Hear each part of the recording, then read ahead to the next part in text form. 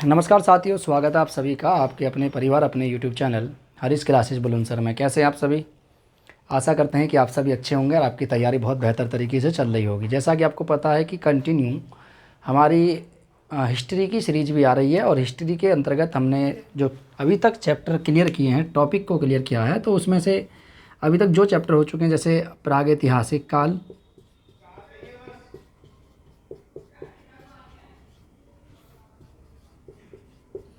ठीक है, और उसके बाद आद्य ऐतिहासिक काल, आद्य ऐतिहासिक काल, और इनमें से भी प्रागैतिहासिक काल के अंतर्गत जैसे पुरापाषाण काल, नवपाषाण काल, ये मध्यपाषाण काल और नवपाषाण काल, नवपाषाण काल। और वहीं आद्य ऐतिहासिक काल के अंतर्गत बात करें तो आद्य ऐतिहासिक काल के अंतर्गत जो टॉपिक हमने क्लियर किए हैं वो है अभी आपके सिंधु घाटी सभ्यता और दूसरी है आपके वैदिक सभ्यता। वैदिक सभ्यता के अंतर्गत अभी हम बात कर रहे हैं और वैदिक सभ्यता के हम सामाजिक जीवन की बात कर रहे हैं और वैदिक सभ्यता के सामाजिक जीवन के उस काल की हम बात कर रहे हैं जिसे पूर्व वैदिक काल या ऋग्वैदिक काल के नाम से जाना गया है।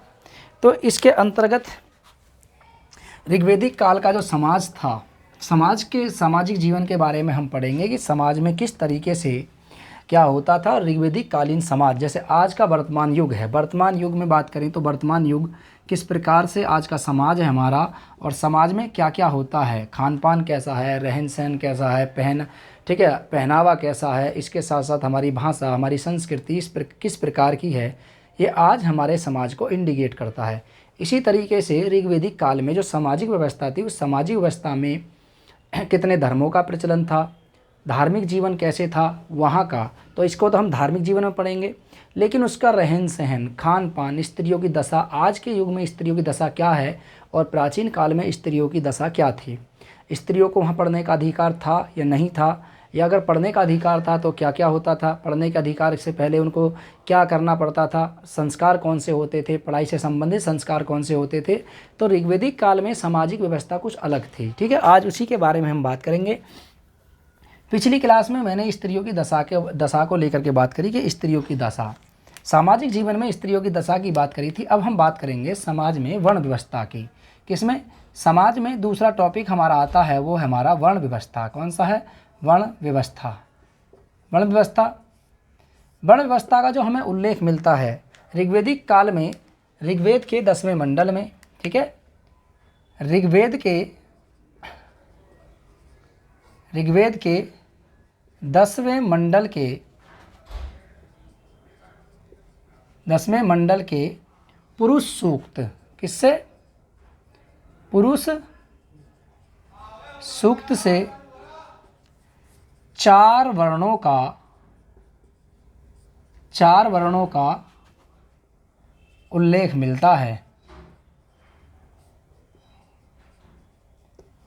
अब ये चार वर्ण कौन कौन से थे? चार वर्णों में से एक था आपके सबसे ऊपर जो ब्राह्मण थे, ब्राह्मण, ठीक है, ब्राह्मण सबसे सर्वोपरि थे। दूसरे नंबर पर जो आते थे इनको क्षत्रिय कहा जाता था, इन्हें ही क्षत्रिय कहते थे, क्षत्रिय। तीसरे पर वैश्य आते थे और चौथे पर जो आता था वो शूद्र वर्ण था, शूद्र वर्ण। तो ऐसा माना जाता है कि ऋग्वैदिक काल का जो प्रारंभिक समाज था उस प्रारंभिक समाज में ऋग्वैदिक काल में चार वर्णों का उदय हो चुका था। चार वर्ण आ चुके थे उस समय और चार वर्णों का प्रचलन था। चार वर्णों में हमें कहाँ से जानकारी मिलती है? इन चार वर्णों की हमें जानकारी कहाँ से मिलती है? तो इस जानकारी का ऋग्वैदिक काल का एक स्रोत जिसे कहते हैं ऋग्वैदिक काल में जो 10वां मंडल है इसमें पुरुष सूक्त से हमें जानकारी मिलती है कि एक विराट पुरुष थे, उनके मुख से ब्राह्मण, ठीक है, भुजाओं से क्षत्रिय, जगहों से वैश्य, जबकि पैरों से इनका शूद्रों का जन्म हुआ है। तो यहाँ पर हमें जानकारी समाज में वर्ण व्यवस्था के प्रचलन के साथ साथ हमें इनके बारे में जानकारी मिलती है। ऋग्वेद के 9वें मंडल से समाज में जो वर्ण व्यवस्था चल रही थी, इस वर्ण व्यवस्था की बात करें तो ये जो वर्ण व्यवस्था थी ये किस पर आधारित थी? ये कर्म पर आधारित थी। किस पर आधारित? कर्म पर आधारित, कर्म पर आधारित। कर्म पर आधारित वर्ण व्यवस्था थी।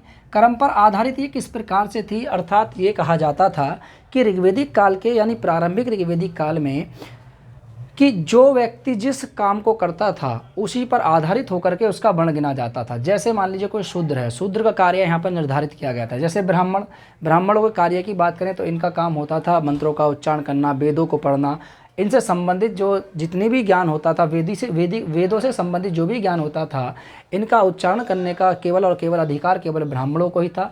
तो ब्राह्मणों का एक कार्य था कि वेदों के बारे में अध्ययन करना, वेदों को पढ़ना, मंत्रों का उच्चारण करना, देवी देवता की उपासना करना, ये सब कार्य ब्राह्मणों का था।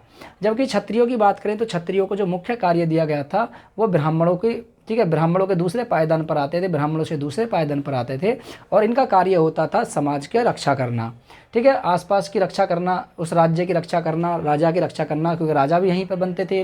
वैश्यों का कार्य होता था कि जो शूद्र वर्ग है इनसे जो भी चीज़ें हैं, यानी ये कृषि कार्य करते थे, कृषि कार्य करने के बाद जो भी यहाँ से टैक्स आता था वो टैक्स कहाँ जाता था, ऊपर की तरफ यानी क्षत्रियों की तरफ। लेकिन कर व्यवस्था की वहाँ बात नहीं आती है, केवल बलि एक शब्द का उल्लेख मिलता है, जो बलि शब्द स्वेच्छा से दिए जाने वाले कर होता था।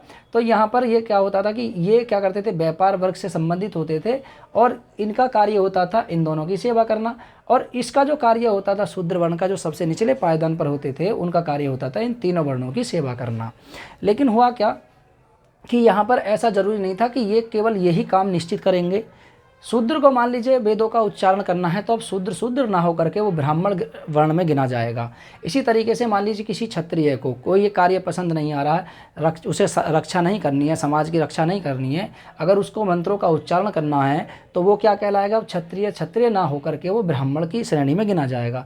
इसी तरीके से वैश्य व्यापार ना कर करके वो अगर शूद्र का कार्य कर रहे हैं यानी समाज की सेवा कर रहे हैं, इन तीनों वर्णों की सेवा कर रहे हैं, तो कहीं ना कहीं वो अब वैश्य ना कहला करके वो शूद्र कहलाएगा। तो इस प्रकार की वर्ण व्यवस्था को कर्म पर आधारित वर्ण व्यवस्था कहा गया था। इस वर्ण व्यवस्था की जो हमें जानकारी मिलती है, यानी कर्म पर आधारित वर्ण व्यवस्था की तो हमें जानकारी मिलती है, वो ऋग्वेद के किसके, ऋग्वेद के 9वें मंडल, किससे, ऋग्वेद के 9वें मंडल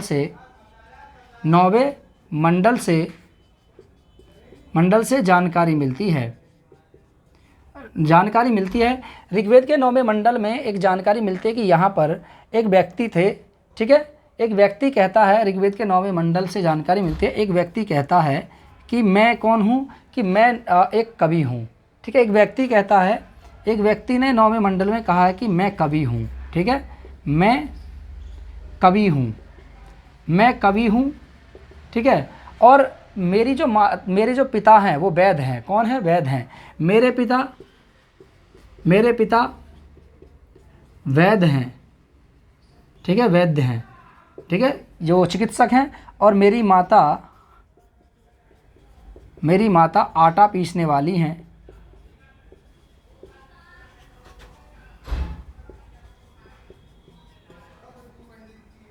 आटा पीसने वाली महिला हैं।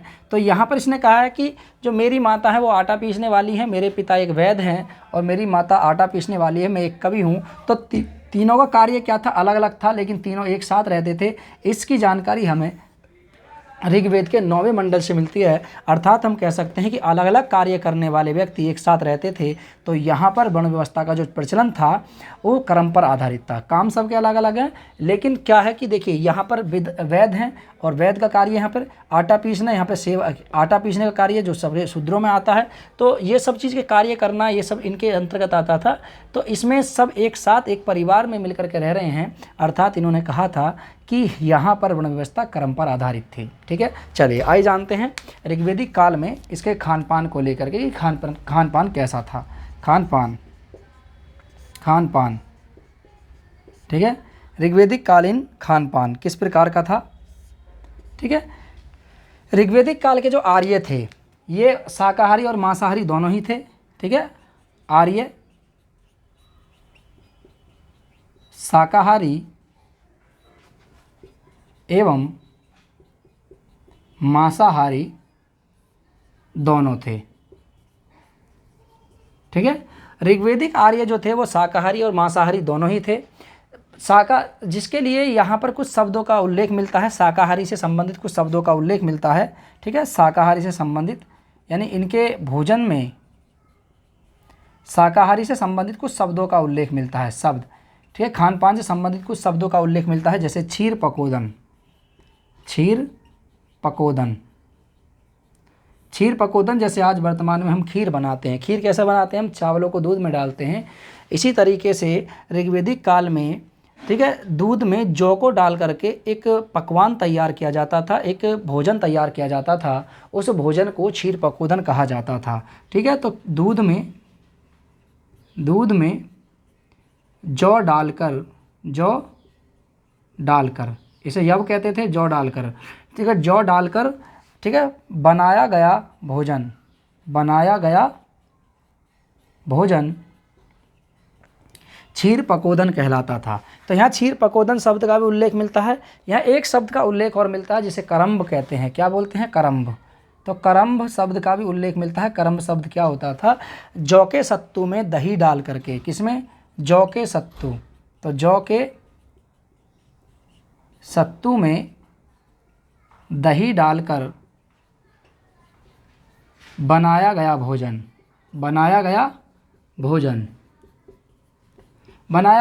यानी जौ के सत्तू में दही डाल करके बनाया गया भोजन क्या कहलाता था? करम्ब कहलाता था। तो भोजन से, इनके खान पान से जुड़े हुए प्रमुख शब्दों का यहाँ पर उल्लेख मिलता है। तो जौ के सत्तू में दही डाल करके बनाया गया भोजन करम्ब कहलाता था, जबकि दूध में जौ डाल करके बनाए गए भोजन को, ठीक है, क्या बोलते थे? इसे क्षीर पकोदन कहा जाता था। चलिए यहाँ तक आ गया, आगे चलते हैं नेक्स्ट। इससे संबंधित आगे बात करें तो देखिए, ऋग्वैदिक आर्यों को मछली का ज्ञान नहीं था, मछली के बारे में लोग नहीं जानते थे। ऋग्वैदिक काल में मछली का उल्लेख नहीं मिलता है। ऋग्वैदिक काल में या ऋग्वेद में, ऐसे लिख सकते हैं आप, ऋग्वेद में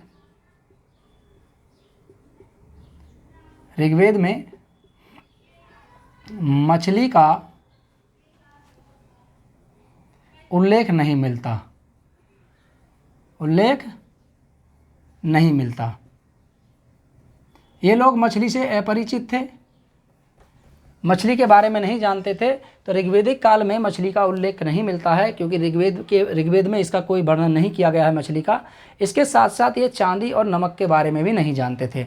नमक का भी उल्लेख नहीं मिलता है, ऋग्वेद में नमक का उल्लेख नहीं मिलता है, इसके बारे में ध्यान रखना। मांसाहारी में ये प्राय क्या प्रयोग करते थे? मांसाहारी की बात करें तो मांसाहारी भोजन में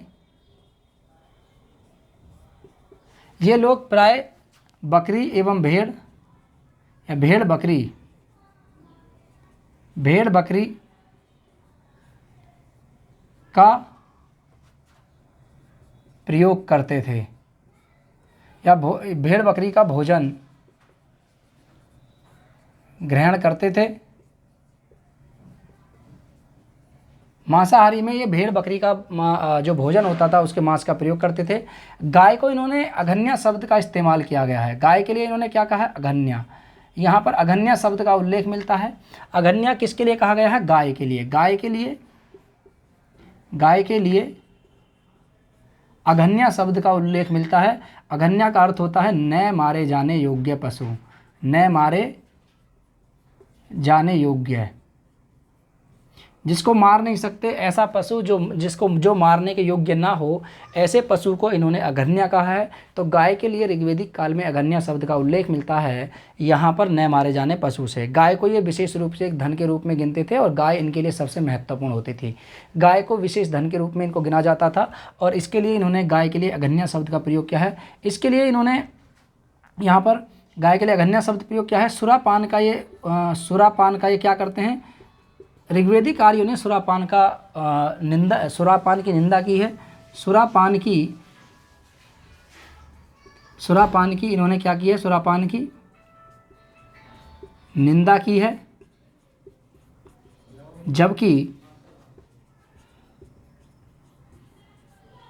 जबकि सोमरस की प्रशंसा की है।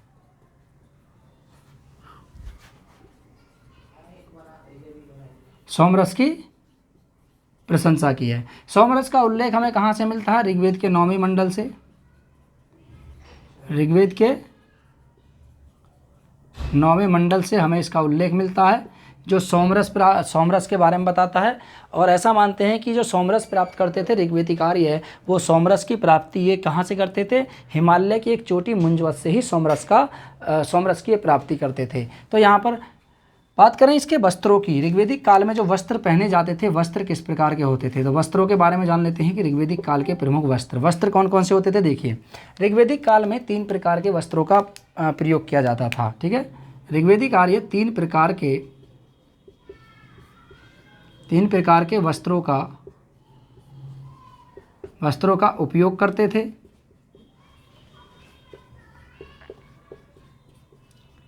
ठीक है, इनके लिए मैंने आपको एक ट्रिक भी बनाई थी। ट्रिक क्या है, 3 प्रकार के जो वस्त्र होते थे, कौन कौन सी ट्रिक है मैंने बताई थी कि एक ट्रिक मैंने बताई थी नाव। ठीक है, नाव से आप ध्यान रख सकते हैं, नाव जैसे न से हो जाएगा नीवी कहते थे इसे, और इसी को अधोवस्त्र कहा जाता था। अधोवस्त्र कौन सा होता था, अधोवस्त्र की बात करें तो अधोवस्त्र क्या होता था। देखिए, ऋग्वेदिक काल में शरीर के निचले हिस्से पर पहना जाने वाला वस्त्र कौन सा, ऋग्वेदिक काल में शरीर के निचले हिस्से पर, शरीर के निचले हिस्से पर, शरीर का निचला हिस्सा कौन सा, शरीर का निचला हिस्सा वो हिस्सा जैसे आप जहाँ क्या करते हैं, जैसे जींस पहनते हैं, पैंट पहनते हैं, पजामा पहनते हैं, तो इस प्रकार से इसे नीवी कहा जाता था। शरीर के निचले हिस्से पर पहने जाने वाले वस्त्र को अधोवस्त्र या इसे नीवी कहते थे। दूसरा आता है इसी से संबंधित, एक होता है, ठीक है, वास। ठीक है, एक होता है वास। ठीक है, वास, तो वास को इसको बोलते थे यहाँ पर, इससे संबंधित इसको उत्तरीय बोला जाता था। वास को उत्तरीय कहते थे, वास को उत्तरीय, इसे उत्तरीय भी कहा जाता था। और यह शरीर के मध्य भाग में पहना जाने वाला एक वस्त्र होता था। शरीर के मध्य भाग में पहना जाने वाला वस्त्र। अब इसमें जैसे कि आप शर्ट में देख सकते हैं, शर्ट है, टी शर्ट है, इस तरीके से जो शरीर के मध्य भाग में आज से हम वर्तमान काल में इस उपयोग करते हैं, पहनते हैं, जैसे शर्ट है, टी शर्ट होगी, इस प्रकार से जो वस्त्र पहना जाता था इसे वास कहते थे। इसे शरीर के मध्य भाग में पहना जाता था। और एक आता था इसमें से अधिवास, कौन सा, अधिवास। ठीक है, इसे द्रापी कहा जाता था। क्या कहा जाता था, द्रापी, इसे द्रापी कहते थे।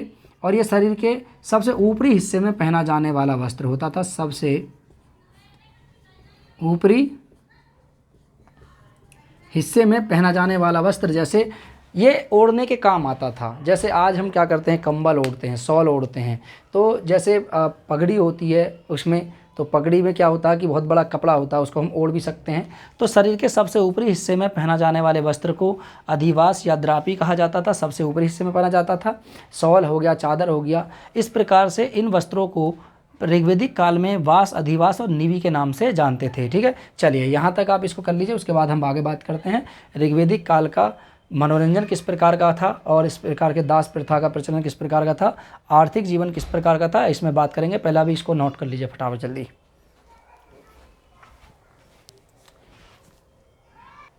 चलिए यहाँ तक हो गया, आगे बात करते हैं। देखिए, ऋग्वेदिक आर्यों के मनोरंजन की बात करें कि ऋग्वेदिक आर्यों का मनोरंजन किस प्रकार से होता था, ये सब सामाजिक जीवन में ही हम लोग पढ़ रहे हैं। सामाजिक जीवन और ऋग्वेदिक काल में आभूषण देख लेते हैं पहले कि आभूषण कौन कौन से आभूषणों का प्रयोग किया जाता था।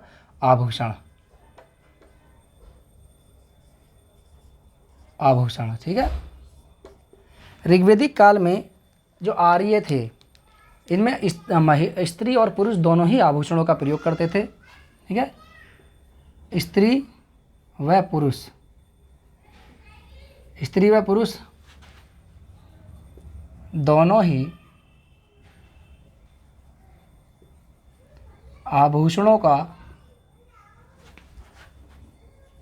उपयोग करते थे।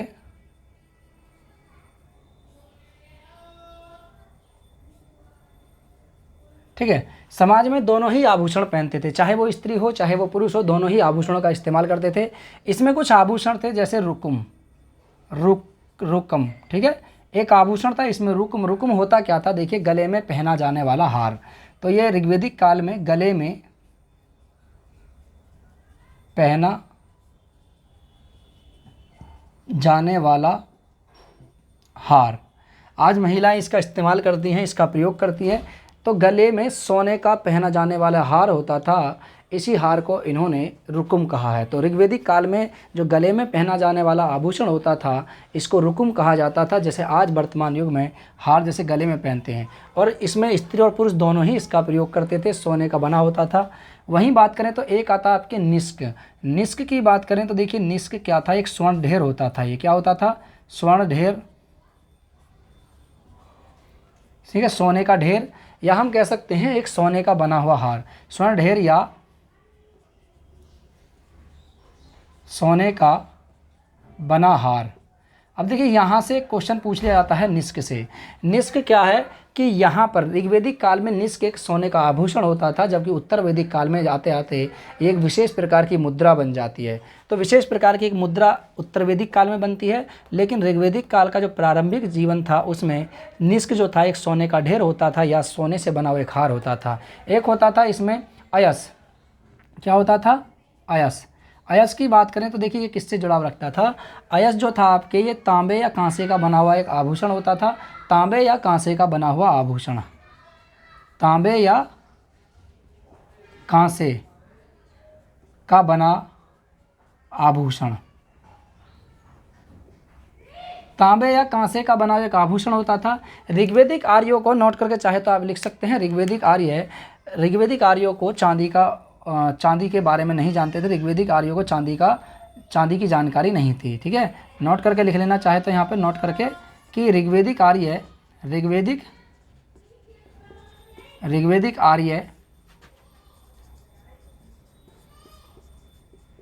चांदी के बारे में नहीं जानते थे। ठीक है, यहाँ चांदी का कोई उल्लेख नहीं मिलता है, ऋग्वेदिक काल में चांदी का कोई उल्लेख नहीं मिलता है, और ये लोग चांदी के बारे में नहीं जानते थे। ठीक है, ये चांदी के बारे में नहीं जानते थे, चांदी का यहाँ पर कोई उल्लेख नहीं मिलता है ऋग्वेदिक काल में, इसको ध्यान रख लेना आप सभी लोग। ठीक है, आपसे पूछा जाएगी क्या ये ऋग्वेदिक काल में चांदी के बारे में लोग जानते थे, नहीं जानते थे। चांदी ही नहीं बल्कि ये लोहे के बारे में भी नहीं जानते थे, यानी उत्तर वैदिक काल का जो समाज था वो केवल लोहे के बारे में जानता था, लेकिन जो प्रारंभिक ऋग्वेदिक काल था वो लोहे के बारे में इनको जानकारी नहीं थी, क्योंकि लोहे की खोज होती है आपके 1075 ईसा पूर्व में। जब उत्तर वैदिक काल का समय प्रारंभ होता है उसी समय किसकी खोज हो जाती है, लोहे की खोज हो जाती है। चलिए आगे बात करें मनोरंजन की, तो मनोरंजन देख लेते हैं। ऋग्वेदिक आर्यों का मनोरंजन, समाज में मनोरंजन किस प्रकार से किया जाता था। जैसे आज भी हम मनोरंजन किस प्रकार से करते हैं, आज हम मनोरंजन करते हैं समाज में, जैसे टेलीविज़न देख करके, क्रिकेट खेल करके, या फिर अन्य कोई भी खेल खेल करके हम मनोरंजन अपना करते हैं। लेकिन ऋग्वेदिक काल का मनोरंजन कुछ अलग तरीके का था। ऋग्वेदिक काल में जब आर्य भारत आए तो वो कबीलों के रूप में भारत आए और अपने साथ कुछ पशुओं को लेकर के आए। इनमें ऋग्वेदिक आर्यों का जो सबसे प्रिय पशु घोड़ा होता था। ठीक है, तो घोड़े को रखना तथा रथ दौड़ इनका प्रिय मनोरंजन था। घोड़े को रखना, रथ दौड़ और जुआ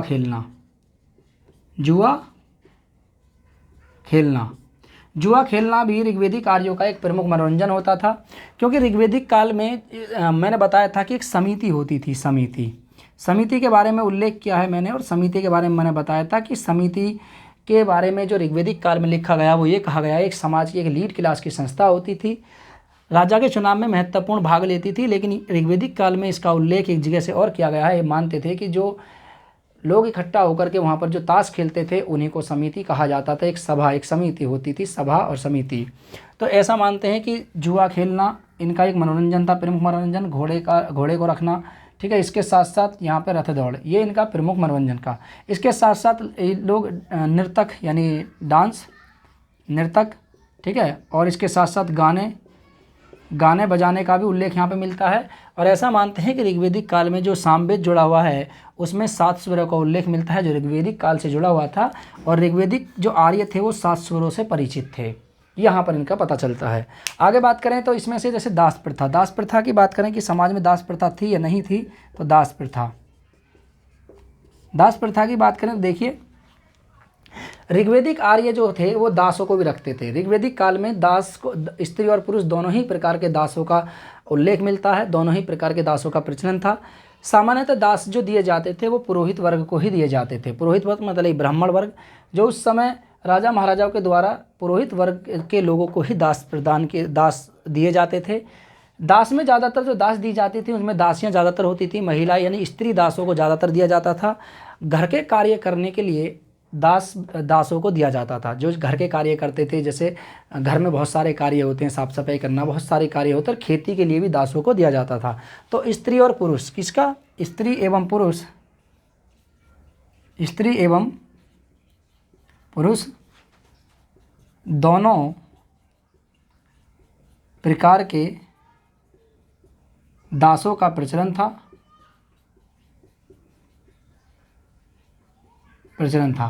और याज्ञवल्क्य की स्मृति में दासों की मुक्ति का प्रावधान भी बताया गया है कि दासों को कैसे मुक्त किया जाएगा, यहाँ पे बताया गया है, जो ऋग्वेदिक काल से संबंधित थी लेकिन बहुत बाद में लिखी गई थी।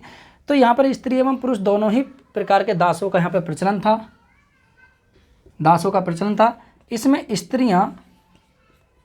स्त्री दास सबसे ज़्यादा दी जाती थी।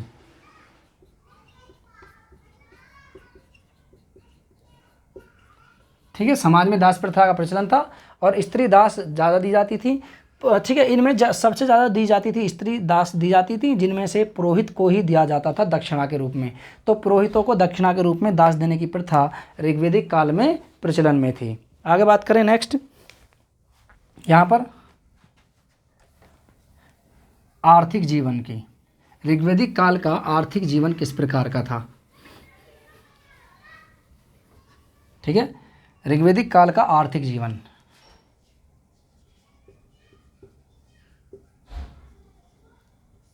आर्थिक जीवन। ठीक है, चलिए ऋग्वेदिक काल की बात करें तो देखिए ऋग्वेदिक काल का जो आर्थिक जीवन था कुछ अलग था। ऋग्वेदिक आर्य जब भारत आए, कबीलों के रूप में जब ये भारत आए, तो ये अपने साथ कबीले के रूप में जब भारत आए तो अपने साथ ये पशुओं को यहाँ लेकर के आए थे और कृषि कार्य इतना नहीं जानते थे। बाद में जाकर के धीरे धीरे कृषि का विस्तार हुआ और आज देख सकते हैं कि आप कृषि को, तो ऋग्वेदिक काल में कृषि का विस्तार बाद में होता है, बहुत बाद में जाकर के जब लोहे की खोज हो जाती है तो लोहे की खोज ने मानव के जीवन को पूरी तरीके से परिवर्तित कर दिया और एक नए युग का प्रारंभ किया जिसे लोह युग कहते हैं। लेकिन लोहे की जो खोज हुई थी वो उत्तर वैदिक काल के प्रारंभिक में हुई थी, जबकि ऋग्वेदिक काल की समाप्ति के समय इसकी लोहे की खोज हुई। तो यहाँ पर आर्थिक जीवन की बात करें तो यहाँ पर कृषि कार्य गौण मिलता है, ऋग्वेदिक काल में कृषि कार्य नहीं मिलता। ठीक है, कृषि कार्य गौण मिलता है, यानी कृषि कार्य कम ही मिलता है, कम मिलता है। कृषि कार्य का यहाँ पर कोई उल्लेख नहीं मिलता। ऋग्वेदिक आर्यों की जो अर्थव्यवस्था थी वो पशुपालन पर आधारित थी। ठीक है, आर्यों की अर्थव्यवस्था थी, आर्यों की अर्थव्यवस्था पशुपालन पर निर्भर थी। क्योंकि ऋग्वेदिक आर्य जब भारत आए तो अपने साथ ये गाय लेकर आए थे और गाय को इन्होंने सबसे सर्वोपरि माना है। गाय को ये किस में गिनते थे? गाय को ये किस में गिनते थे? सबसे महत्वपूर्ण गाय होती थी। गाय का ऋग्वेद में कम से कम 176 बार उल्लेख मिलता है। तो ठीक है, ऋग्वेदिक आर्यों का जो सबसे प्रिय पशु था, प्रिय पशु घोड़ा था, घोड़ा। लेकिन गाय को भी इन्होंने अघन्या कहा है, लेकिन गाय भी सर्वोपरि थी।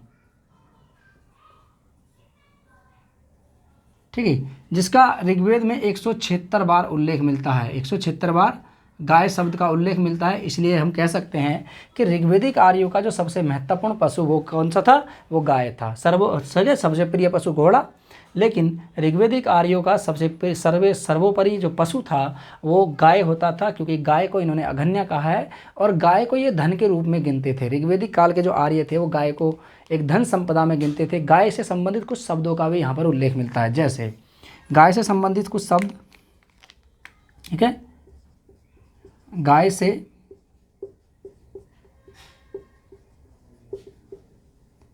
संबंधित शब्द कौन कौन से शब्द हैं जो गाय से संबंधित थे? तो देखिए कुछ शब्दों का यहाँ पर उल्लेख मिलता है, जैसे अघन्या। अघन्या की बात करें, मैंने बताया था इसके बारे में, गाय से संबंधित शब्द है जैसे अघन्या।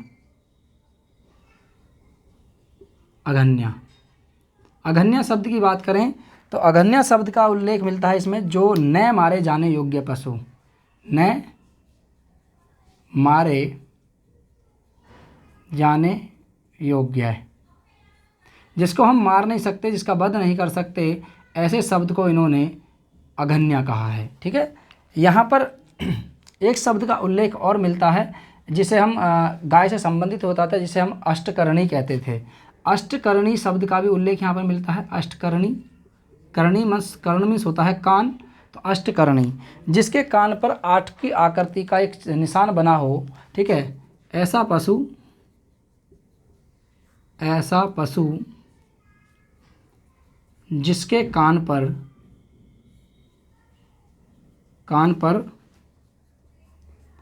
8 का निशान बना हो, निशान बना हो, ऐसे पशु को इन्होंने अष्टकर्णी कहा। तो अष्टकर्णी किसे कहते थे? अष्टकर्णी ऐसा पशु जिसके कान पर, यानी जो गाय होती थी उसके कान को, या छिदा हुआ कान, जिसका कान में कान छिदा हो, जैसे आज भी आप देखते हैं कि गाय को यहाँ पर गुज लगाई जाती है, ठीक है, यहाँ पर जिससे उसका हुलिया रखा बना रहे। इसी तरीके से अष्टकर्णी भी इस गाय को कहा जाता था, ऐसा पशु जिसके कान पर क्या बना हो? 8 का निशान हो। यहाँ पर एक शब्द का उल्लेख और मिलता है, जो जिसे हम पणी कहते थे। पणी, पणी कौन होते थे? ये भी गाय से संबंधित होता था। पणी, पणी एक व्यक्ति का नाम होता, ये व्यक्ति होते थे जो गायों की चोरी करता था। गायों की चोरी करने वाले व्यक्ति को पणी कहा जाता था। तो गायों की, इसकी गायों की, गायों की चोरी करने वाला, चोरी करने वाला व्यक्ति, यानी हम कह सकते हैं कि जो पशुओं की चोरी करता था, ऐसे व्यक्ति को पणी कहा जाता था। इनमें मुख्य रूप से जो गाय चुराई जाती थी, इनमें जो मुख्य पशु जो जिसको चुराया जाता था वो गाय होती थी। तो गायों की चोरी करने वाले व्यक्ति को पणी कहा जाता था। एक यहाँ पर एक उल्लेख और मिलता है, सरामा। सरामा शब्द का भी यहाँ पर उल्लेख मिलता है। किसका? सरामा शब्द का भी यहाँ पर उल्लेख मिलता है, लेकिन ये गाय से संबंधित नहीं है। पहले गाय से संबंधित एक शब्द और है, इसका नाम है, ठीक है, गविष्णी। ठीक है, क्या नाम है इसका? गविष्णी या गविष्ठी, गविष्ठी। ठीक है, गायों का दान करने वाला। ठीक है, किसका? गायों का अन्वेषण करता, गायों का अन्वेषण करता, जो गायों का अन्वेषण करता था, ऐसे व्यक्ति को गविष्ठी कहा जाता था। एक यहाँ पर एक शब्द का उल्लेख और मिलता है जिसे कहते हैं हम सरामा। तो सरामा, सरामा, सरामा शब्द किसके लिए प्रयोग किया गया है? यह आर्यों ने इसका सरामा शब्द एक कुतिया के लिए उल्लेख मिलता है। तो कुतिया के लिए इन्होंने सरामा शब्द का उल्लेख किया है।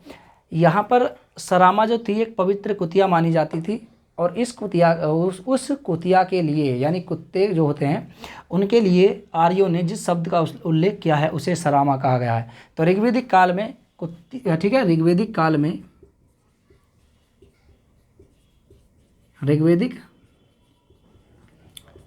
में पवित्र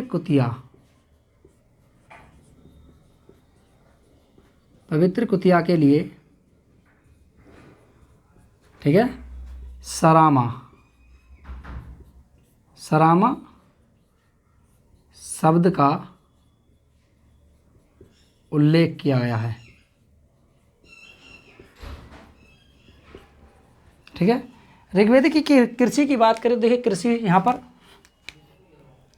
कृषि से संबंधित फैक्ट देखें यहाँ पे कि ऋग्वेदिक कार्यों की कृषि की बात करें, देखिए ऋग्वेदिक काल में जो ऋग्वेद के अधिकतर मंत्र हैं उनमें से मंत्र मैंने बताए थे 10,580 मंत्र हैं। इन 10,580 मंत्रों में से केवल 23 मंत्र ही ऐसे जिनमें कृषि का उल्लेख मिलता है। ऋग्वेदिक काल के अधिकतर मंत्रों में से कृषि का उल्लेख नहीं मिलता।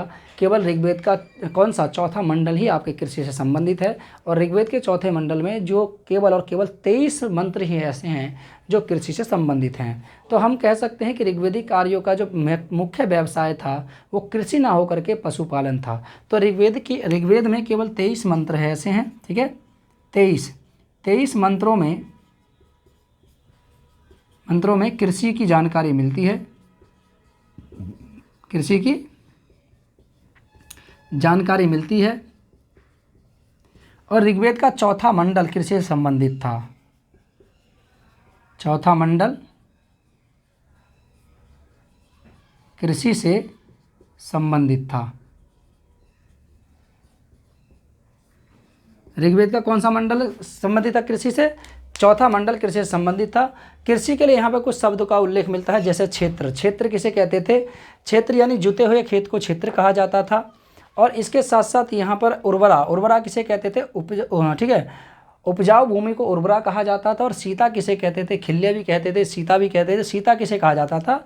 हल से जोती हुई नालियाँ जो बनी होती हैं, तो हल से जोती हुई नालियाँ, हल आप जानते हैं, जैसे हल चलाते हैं तो उसमें कुछ एक पट्टी सी बन जाती हैं, नालियाँ सी बन जाती हैं, तो हल से जुती हुई नालियों को सीता कहा जाता था ऋग्वेदिक काल में। और खिल्य किसे कहते थे? खेत में, ज़मीनों में, खेत में जो पट्टियाँ होती थी, जैसे आज हम क्यारी बना देते हैं, क्यारी बोलते हैं जिसे, ऋग्वेदिक काल में जो पट्टी होती थी उन्हीं को खिल्य कहा जाता था। इसके साथ साथ लांगल शब्द का भी उल्लेख मिलता है कृषि संबंधित। ठीक है, इसको नोट कर लीजिए, उसके बाद मैं यहाँ पर लिख देता हूँ इनको कौन कौन से शब्द हैं। ठीक है, चलिए, कृषि से संबंधित शब्द।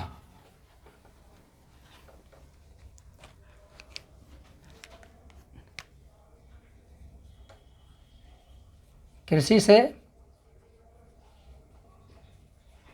संबंधित शब्द, जैसे क्षेत्र किसे कहते थे? क्षेत्र, पहला है क्षेत्र, क्षेत्र। क्षेत्र किसे कहते थे? जुती हुई भूमि को क्षेत्र कहा जाता था। दूसरा शब्द कौन सा आता है? दूसरा शब्द आता है आपके उर्वरा। उर्वरा किसे कहा जाता था? उर्वरा, उर्वरा यानी उपजाऊ भूमि को, किसको? उपजाऊ, उपजाऊ भूमि को उर्वरा कहा जाता था। ठीक है, खिल्य किसे कहते थे? खिल्य,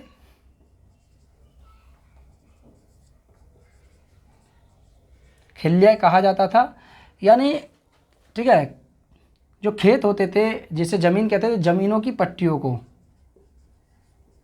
ज़मीनों की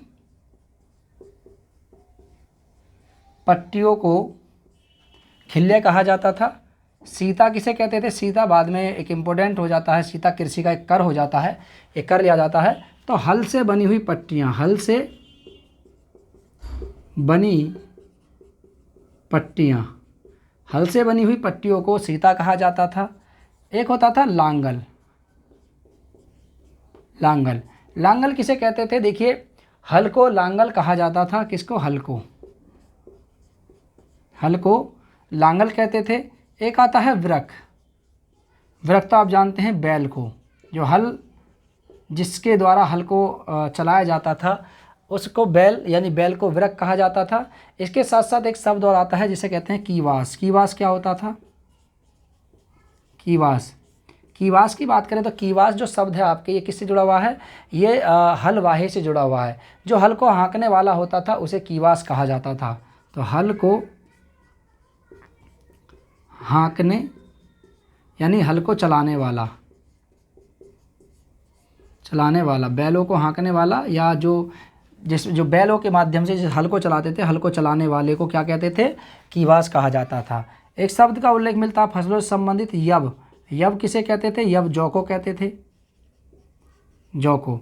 ऋग्वेदिक काल में यव जौ को कहा गया है। और ऋग्वेदिक काल में ही आगे चल करके जब याज्ञवल्क्य स्मृति और नारद स्मृति ये लिखी जाती हैं तो बहुत सारी स्मृतियाँ आगे आती हैं। उन्हीं स्मृतियों में से एक स्मृति में यव का संबंध वहाँ मुद्रा से बताया गया है।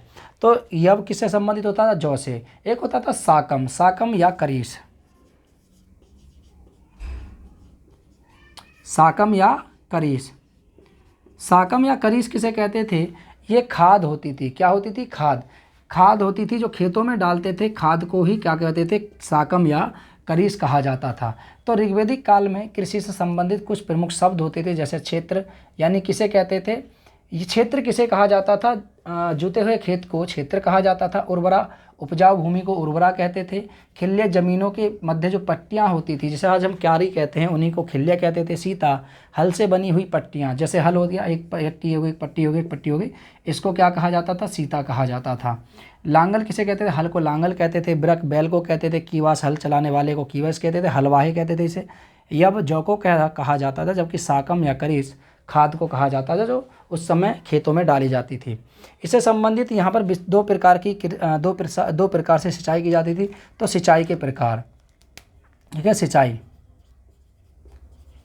सिंचाई ऋग्वेदिक काल में सिंचाई 2 प्रकार से की जाती थी। कितने प्रकार होते थे? 2 प्रकार। 2 प्रकार कौन कौन से होते थे? एक प्रकार को बोलते थे हम, इसमें सिंचाई के एक प्रकार को बोला जाता था इसमें से, ठीक है, इसे बोलते थे स्वयं यज्जा। क्या बोलते थे?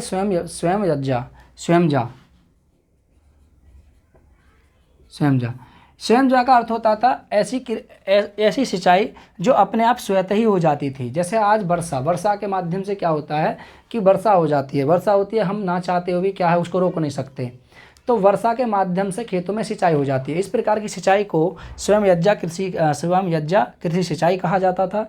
इसमें तालाब होते थे, तालाबों के माध्यम से, ठीक है, इसके साथ साथ इसमें वर्षा सबसे महत्वपूर्ण इसमें स्रोत माना जाता था, जिसके माध्यम से कृषि होती थी। दूसरा जो होता था, इसको बोलते थे ठीक है, खनित्रमा। इसे क्या बोलते थे? दूसरे को खनित्रमा।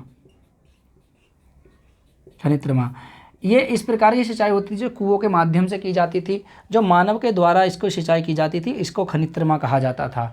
खोद करके निकाला, इसका अर्थ होता है खोद करके निकाला गया पानी या खोद करके निकाला गया जल, उसके माध्यम से जो कृषि में सिंचाई की जाती थी, इस प्रकार की कृषि सिंचाई को खनित्रमा कहा जाता था। स्वयंजा जो अपने आप स्वतः ही हो जाती थी, और दूसरी खनित्रमा। चलिए, तो आज हमने यहाँ पर क्या देखा? वैदिक काल का सामाजिक, और इसके साथ साथ हमने आर्थिक जीवन के बारे में पढ़ा। ऋग्वेदिक काल का एक जीवन और आता है जिसे हम कहते हैं धार्मिक जीवन। ऋग्वेदिक काल का धार्मिक जीवन भी बड़ा विचित्र था। यहाँ पर 3 प्रकार के देवता जो होते थे, 33 प्रकार के देवता होते थे। 33 प्रकार के देवताओं को 3 श्रेणियों में बांटा गया था। अंतरिक्ष के देवता, ठीक है, इसके साथ साथ आकाश के देवता, दूसरी एक और श्रेणी होती थी जिसे कहते हैं पृथ्वी के देवता। तो देवताओं की बात करें तो इसमें सबसे धार्मिक जीवन प्रकृति को ज़्यादातर ये महत्व देते थे। और यास्क के अनुसार, यास्क ने एक स्मृति लिखी थी, उस स्मृति में इन्होंने, ठीक है, एक स्मृति के बारे में इन्होंने इसका वर्णन किया है। इन्होंने 33 प्रकार के देवता का उल्लेख किया है यास्क ने, और इनके अनुसार यानी यास्क के अनुसार इन 33 प्रकार के जो देवता थे, इनको 3 श्रेणियों में बांटा है। एक अंतरिक्ष के देवता, दूसरे आकाश के देवता, तीसरे पृथ्वी के देवता। अंतरिक्ष के देवता की बात करें तो इसमें से अंतरिक्ष के देवता कौन कौन से आते थे? जैसे इंद्र हो गया, मरुत हो गया, रुद्र हो गया, वायु हो गया, ये अंतरिक्ष के देवता थे। जबकि पृथ्वी के देवता की बात करें तो अग्नि हो गया, सोम हो गया, पृथ्वी हो गया, बृहस्पति हो गया, सरस्वती हो गया, ये सभी पृथ्वी के देवता थे। वहीं अगर हम आकाश के देवता की बात करें तो जिसमें से द्यौ हो गया, सूर्य हो गया, इसके साथ साथ वरुण था, मित्र था, पूषण थे, ये सभी के सभी कौन थे? ये सभी के सभी वो देवता थे जो आकाश के देवता की श्रेणियों में आते थे। यहाँ पर देवताओं की उपासना की रीति कुछ अलग थी, जैसे स्तुति ज्ञान करना, यज्ञ बलि देना, इसके साथ साथ यज्ञ बलि में आहुति देना, आहुति के साथ साथ साग देना, लेकिन वहाँ पर कोई मंत्रों का उच्चारण नहीं किया जाता था। जब बलि दी जाती थी तो उस समय वहाँ पर कोई मंत्रों का उच्चारण नहीं किया जाता था, तो आहुति की जाती थी। इसके साथ साथ यहाँ पर ये कुछ भोजन भी ग्रहण करते थे। जब धार्मिक जीवन होता था वहाँ पे, तो धर्म से जुड़े हुए जब यज्ञ संपन्न किए जाते थे, उसके बाद वहाँ पर भोजन का भी निर्माण किया जाता था, यानी भोजन को भी परोसा जाता था। ठीक है, चलिए, तो ये आर्थिक जीवन, ऋग्वैदिक काल का आर्थिक जीवन, सामाजिक जीवन, धार्मिक जीवन, ये हमने देख लिया। राजनीतिक जीवन भी हमने देखा। यहाँ से क्वेश्चन 1-2 आ ही जाते हैं, इम्पोर्टेंट है ये, 1-2 बार इस क्लास को कर लीजिए। अब मुलाकात करेंगे आपसे नेक्स्ट क्लास में, तब तक के लिए नमस्कार, जय हिंद और जय भारत। नमस्ते।